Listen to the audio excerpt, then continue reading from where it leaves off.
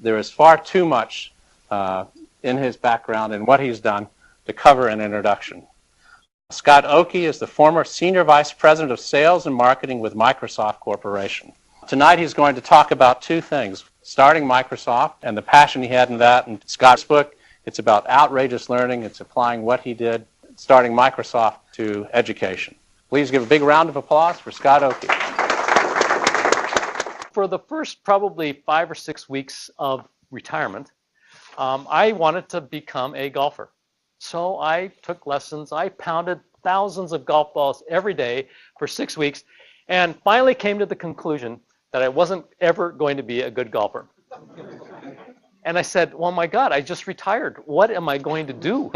So I literally, this is a true story, I literally found a tree, I sat under it, and I thought about what it was I was going to do. And I reflected on the fact that Microsoft's mission statement really provided some focus, and I said, well, maybe I ought to have a personal mission statement.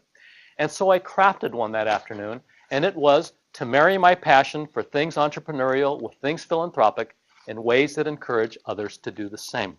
One of the things I insisted for all the people that I was hiring in those very early days of founding the International Division is I demanded that every single one of them had startup experience. I didn't care if they were successful startups. In fact, I probably preferred that they ran their companies into the ground. Right? And again, it was because of the accumulated scar tissue. You do a startup, believe me, that environment is so intense. It is so demanding. You don't have to tell people, oh, you need to work a little bit harder. They know what it means to work hard. They know what it means to be passionate about what they're doing. And if you can have those two basic things, everything else takes care of itself.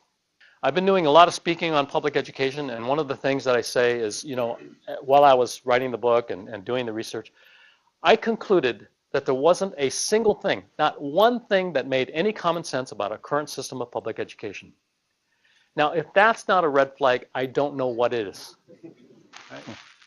And in fact, I challenge audiences that I speak to, I challenge them. I say, look, if you can think of one thing that makes any sense about a current system of public education, I'll give you $100. And of all the speaking that I've done, I have yet to give out $100. Where's the common sense that we pay insanely great teachers exactly the same as really crummy teachers? There's no merit pay. How does that make any sense? I know we all run our businesses that way, right? We pay a really great lawyer exactly the same as a really crummy lawyer. Oh, yeah. No one runs their business that way.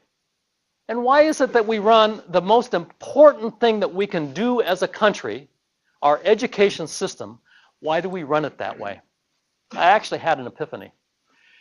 It was that missing catalyst that would cause systemic reform to happen. So while I was writing the book, I just couldn't figure it out, right? So I didn't have a real solution. I do now. And what that solution is that we as parents need to form a movement.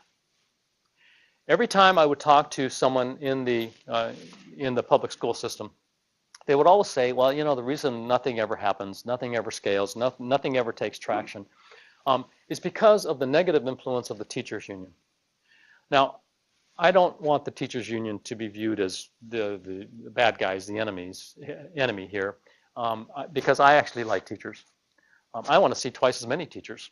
We bemoan class sizes. Oh, well, let's just fix that. Let's hire twice as many teachers. Let's get rid of all that bureaucracy, all the headcount, that's in bureaucratic positions, and put them in the classroom.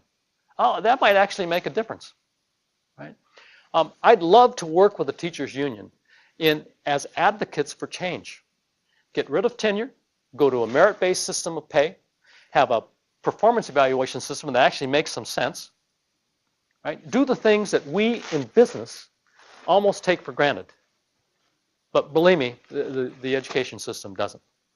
The good charter schools, you look at the freedom on how they operate, the extended hours of school, The fact that their teachers can break up their class sizes as they see fit. I mean, there are a lot of things, a lot of freedom and flexibility that they have operating as a charter school.